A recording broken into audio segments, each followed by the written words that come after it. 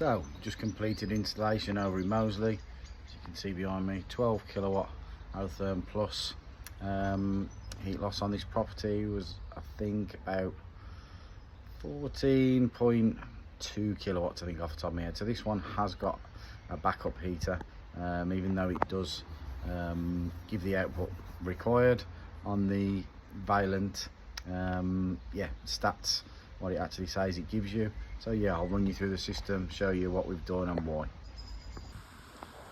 So initially we carried out a survey on this job. I think it was about August, September last year. As you can see, because it's a twin fan unit, obviously needed planning permission.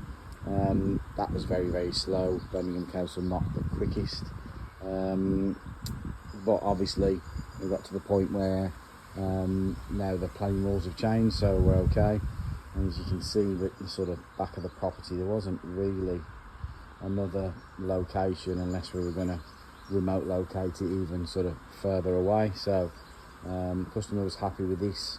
Yeah, it's passed all its noise assessments for neighbouring properties and everything else. So yeah, this was our thought process for the route. I was up there and then down the alley, all the way down there.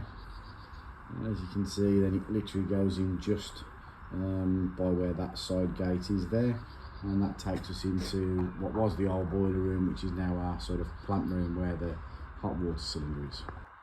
Okay, so here we've got our plant room, so to speak. Used to be boiler room. There wasn't a hot water tank in here at the time, so there was just a boiler up there and the cylinder was on the top floor. But we had our cold mains down in the corner there, so it made logical sense to keep everything down here. And obviously we've got much less of a primary run. Our primaries are 35mm coming in. We came in down there, just to the side of that cylinder there, and then obviously we've got a big cable for a little subboard. This has got a 3-phase power supply to this property. There's our new fuse board. There's a lot of circuits on that.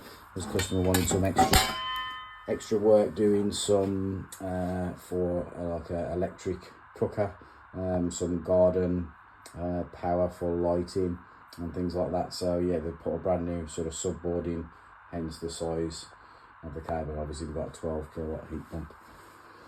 So when I did my original proposal, I knew I'd obviously need 35mm primaries, and I knew I'd need to upgrade some pipe work. There isn't no access, even though the pipe work comes out from under the floor, there is no real access only to part of the ground floor. So when we saw that we was 22mm and our load on the ground floor is just under 8 kilowatts, we knew we were going to lead 28mm to that. It was just trying to find how we were going to do that.